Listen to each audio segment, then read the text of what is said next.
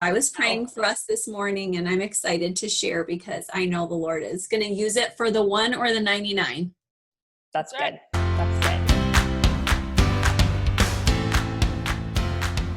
All right, guys. So today we're so excited to get to introduce you to the next host of our Enneagram Conversations, Krista Harden. But first, I'm Amanda. This is Bethany. We are the co-founders of Bone and Marrow Market. We host monthly Enneagram Conversations where we invite you to participate in the conversation.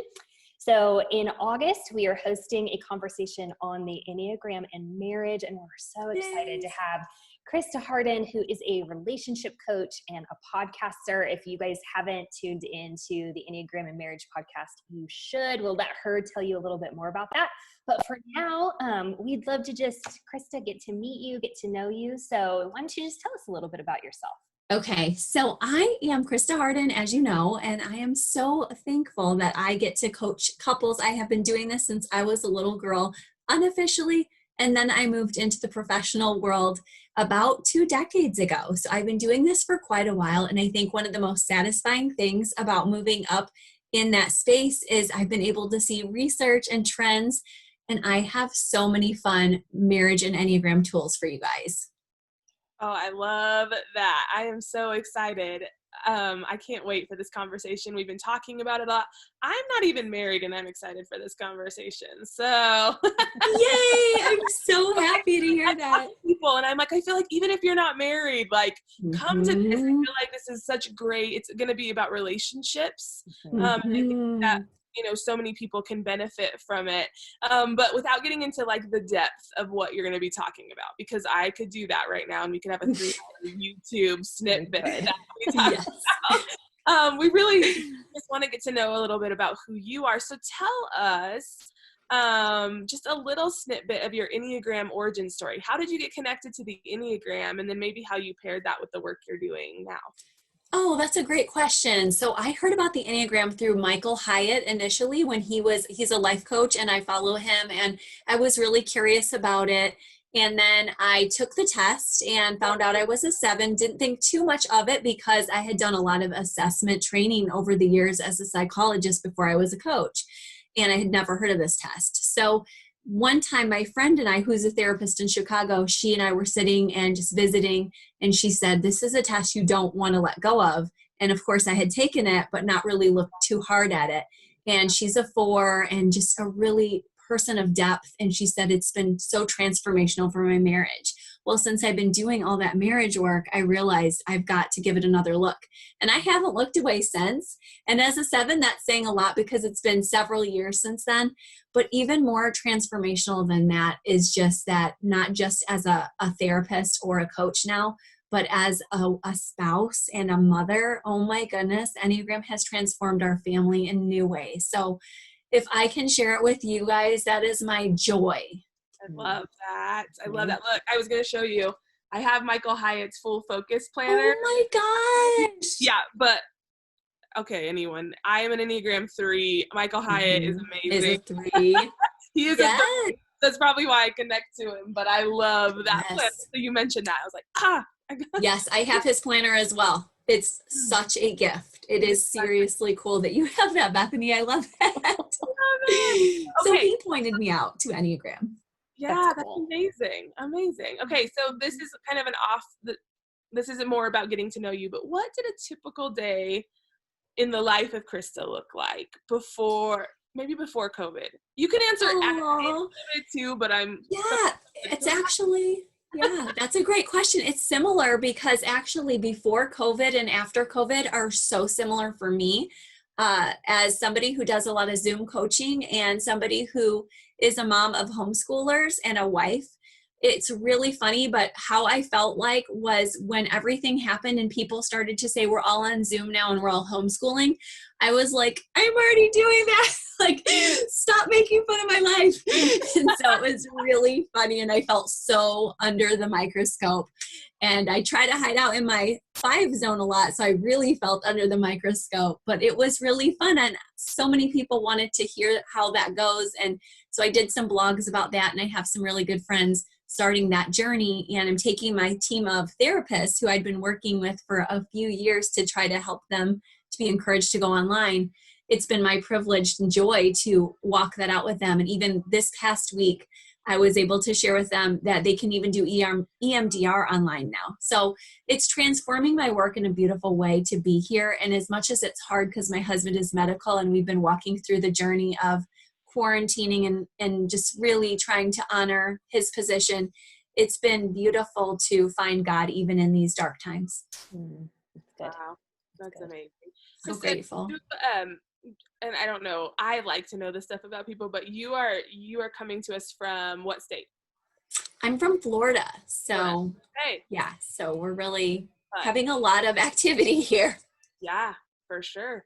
You know, it's been Yeah. one of my favorite things doing these Zoom calls to, you know, Amanda's sitting in Honduras right now. I'm in Colorado. You're in Florida. And even when we invite people to come to hear your conversation in August, they're going to come from everywhere. We've had some people from Australia and the UK, Canada, and I mean, it's just so cool. So I always love to ask, like, where are you from? Like, because people That hear is that so and be cool. like, yeah, and have something to hold on to. True. Okay, Yes. so here's a good one. If you had to give people one reason to tune into the conversation, what would it be? Just one. Now that's hard because I That know is a really lot more than hard. one. Yeah.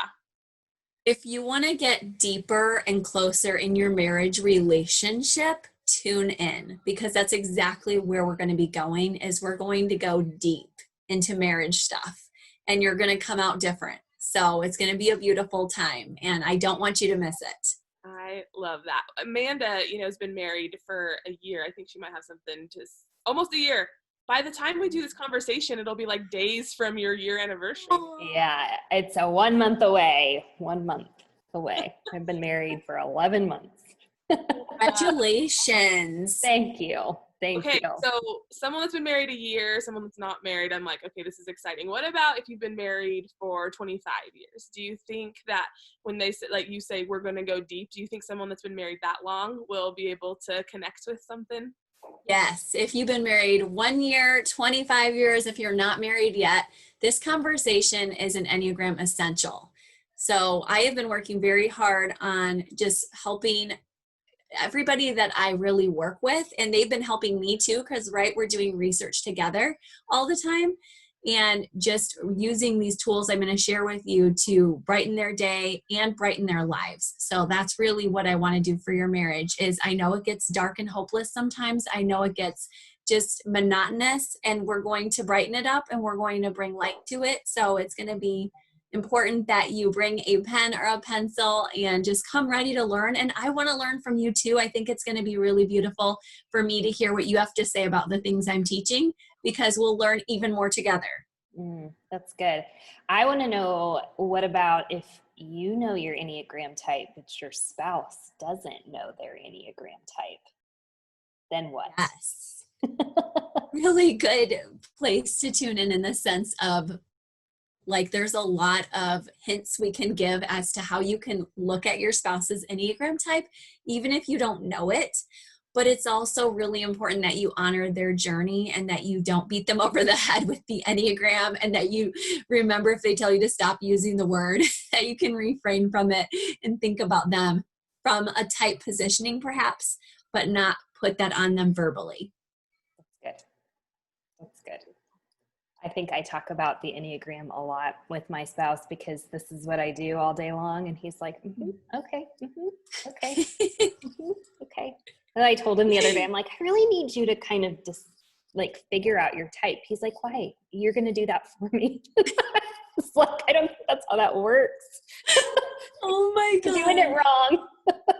Oh, but that is seriously sweet that he's like that he's willing for you to help to define who he is. That already tells us a little about his potential types. He's great. He's very supportive in it. And so he'll listen to me, but I don't know that it's like I think he's listening to it because he loves me. He loves talking with me. So it's sweet, but it's been fun. And it's been fun, I think, even in being married for 11 months, it's been really helpful to just be able to look at things through the Enneagram. And and go, okay, maybe this is just how somebody's wired and not necessarily an affront to me, right? So I'm looking forward to this conversation.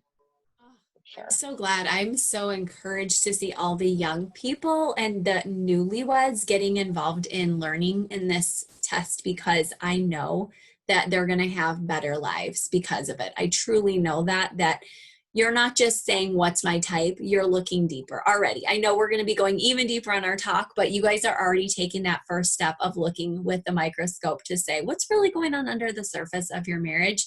And I just don't think a lot of people were doing that even 5 or 10 years ago to this degree. So I feel, as much as quarantine has been hard on everybody, I think that Enneagram has been a great place of liftoff and giving you guys just so much more momentum than most of us had in those years. So I'm so happy you and your husband are already exploring it.